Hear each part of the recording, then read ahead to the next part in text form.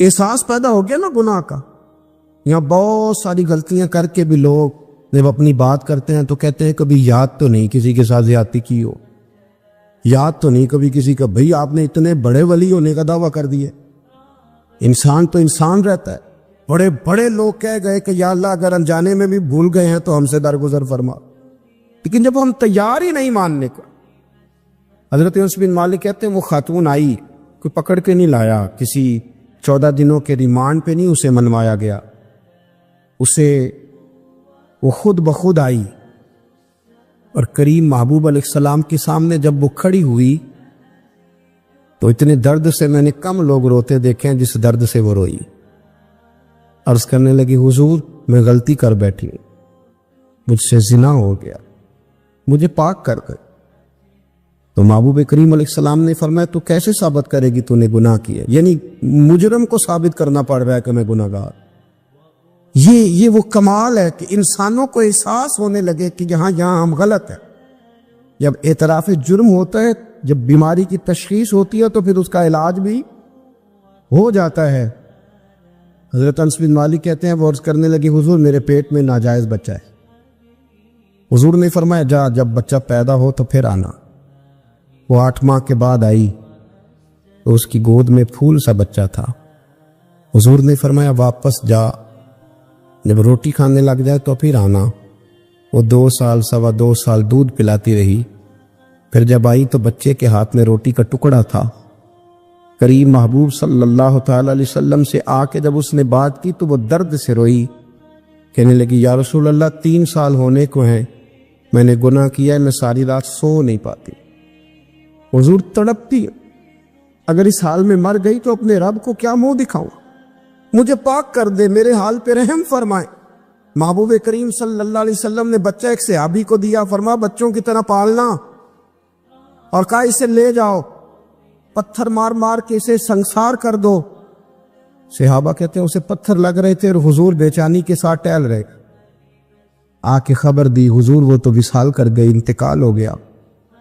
فرمایا یہاں تک تو بات اس کی تھی. حضرت انس بن مالک کہتے اب محبوب کریم نے صحابیات سے فرمایا اسے غسل دو, کفن پہناؤ, جنازہ تیار ہو جائے تو مجھے خبر کر لو. حضرت انس بن مالک کہتے ہیں غسل ہوا, کفن ہوا, جنازہ تیار ہوا تو حیران ہم تب ہوئے جب میرے محبوب نے فرمایا صفے بناؤ, میں خود جنازہ پڑھاؤں گا, میں خود جنازہ پڑھاؤں. اور سرکار نے جنازہ پڑھایا تو ایک شخص کی زبان سے نکلا حضور اس ملعون کا معاذ اللہ جنازہ جس نے ناجائز بچہ جنا, اس کے لیے آپ دعا کر رہے ہیں, جنازہ پڑھا. حضور فرمانے لگے خاموش ہو جاؤ, تم نے گناہ دیکھا ہے اس کا احساس نہیں دیکھا, تم نے غلطی دیکھی ہے لیکن اس کی توبہ کا انداز نہیں دیکھا. اور صاحب کنز العمال نے یہ لفظ نقل کیے ہیں کہ کریم محبوب فرمانے لگے اس نے تو ایسی شاندار توبہ کی ہے کہ اگر میں اپنی ساری امت میں بانٹ دوں تو اللہ سب کی مغفرت فرما دے گا. ملا رومی رحمت اللہ علیہ فرماتے ہیں بہت بڑا مجرم تھا ایک بندہ, بہت بڑا گناہگار تھا, بت کو پوجتا تھا, تھک گیا, ساری رات بت کے سامنے کھڑا تھا, معاذ اللہ یا صنم یا صنم یا صنم کہتے, تھک گیا, نیند آ گئی, اونگ آ گئی. جب پوری طرح نیند آ گئی اور دماغ پہ نیند قبضہ کرنے لگی تو اس کے منہ سے نکل گیا صنم صنم کہہ رہا تھا نا, نکل گیا یا صمد, او بے نیاز مالک. رب کریم نے فرشتوں سے فرمایا دوڑ کے جاؤ, جو کہتا ہے اسے دے دو. فرشتے کہنے لگے مالک وہ تو بت کو پکار رہا تھا, اس نے تو غلطی سے نام لیا ہے. فرمایا مجھے نہیں پتا, لیکن دیکھو نا اس نے مجھے پکارا تو ہے نا, کتنی دیر سے جھوٹے کو پکار رہا تھا, اس کا معاملہ حل نہیں ہوا. اب اگر سچے کو پکارنے پہ بھی حل نہ ہوا تو فرق کیا رہ جائے گا. دے دو جو مانگتا ہے, دے دو. میرے دوست گھر پتہ چل جائے وہ کریم کتنا ہے, وہ مہربان کتنا ہے. میرے رسول پاک علیہ الصلوۃ والسلام نے تو فرمایا تیری آنکھ سے اگر اس کے خوف سے اتنا آنسو بھی نکل گیا جتنا مچھر کا پر ہوتا ہے, تو جس طرح بھینس کے تھنوں سے نکلا ہوا دودھ واپس تھنوں میں نہیں نہ جاتا, جو اتنا بھی روئے نہ روئے اللہ کے خوف سے وہ بندہ دوزخ میں نہیں جائے گا. تھوڑی دیر کے لیے ڈر جائے اپنے رب سے, آئے تو صحیح.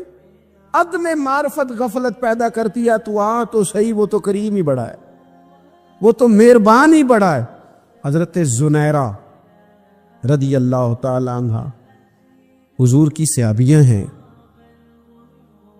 ایام جو مکے کے تھے مسلمانوں پر بڑی آزمائش کے تھے، انہیں بڑا مارا کفار نے، اتنا مارا کہ ان کی بینائی چلی گئی، نظر آنا بند ہو گیا. کافروں کی عورتوں نے تانا دیا کہ تو نے ہمارے بت چھوڑے ہیں نا، تو دیکھنا تیری بینائی چلی گئی.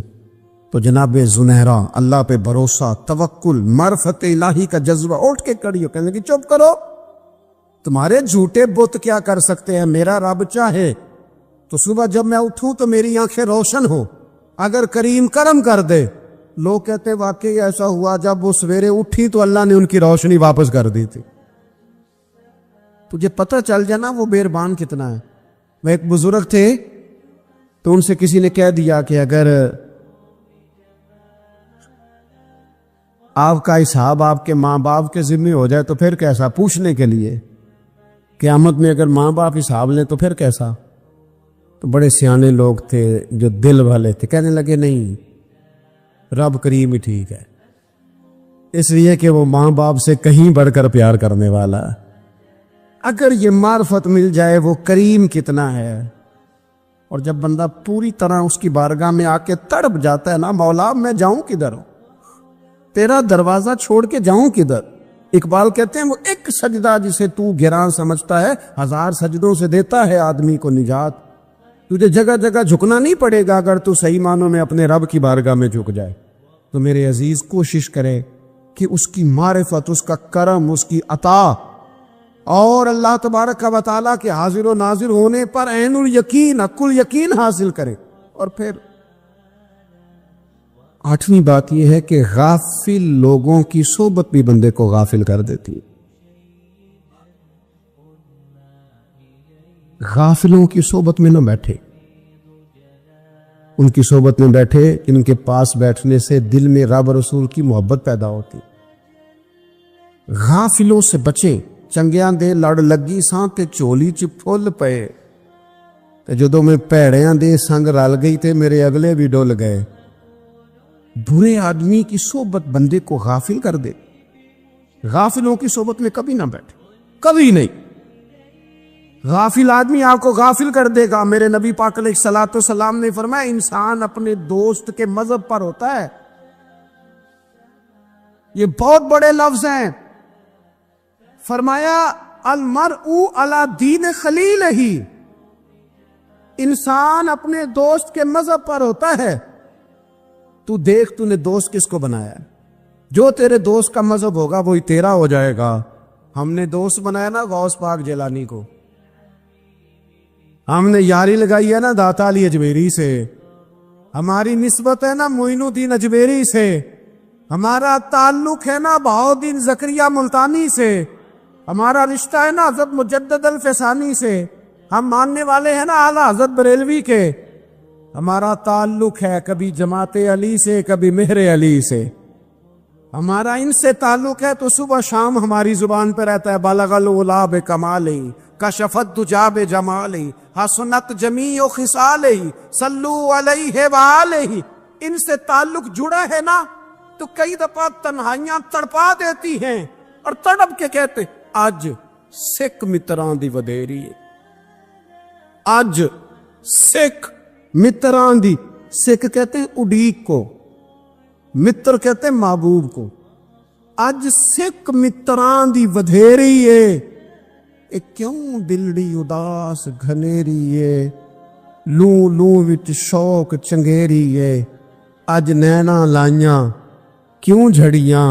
سبحان اللہ، سبحان اللہ، سبحان اللہ. پہلے کہتے ہیں سکھ متران دی ودھیری ہے یعنی اداس ہو، پھر حضور کے جلووں پہ نظر کرتے ہیں، کہتے ہیں سبحان اللہ، سبحان اللہ. ماں اجمل کا، ماں احسن کا، ماں اکمل کا. اور پھر فوراً کہنے لگے او کتھے مہر علی، مہر علی تے کتھے تیری سنا. اب ویکھو مشتاق اکھی کتھے جاڑیاں، بلغ العلا بے کما کشفت دجا بے. اور میرے اعلیٰ حضرت کہنے لگے سرور کہوں کہ مالک و مولا کہوں، باغ خلیل کا گلے زیبا کہوں تجھے، تیرے تو وصف عیب تناہی سے ہیں بری، حیران ہوں میرے شاہ میں کیا کیا کہوں۔ غافل آدمی کی علامت ہے برے لوگوں کی صحبت میں، خبردار ان کے پاس نہ بیٹھنا، ان کے پاس بیٹھنے سے تمہارے دلوں میں اولیاء اللہ کے بندوں کی عداوت پیدا ہو۔ خبردار خبردار ان کے پاس نہ بیٹھنا جن کے پاس بیٹھنے سے تمہارے دلوں میں حضور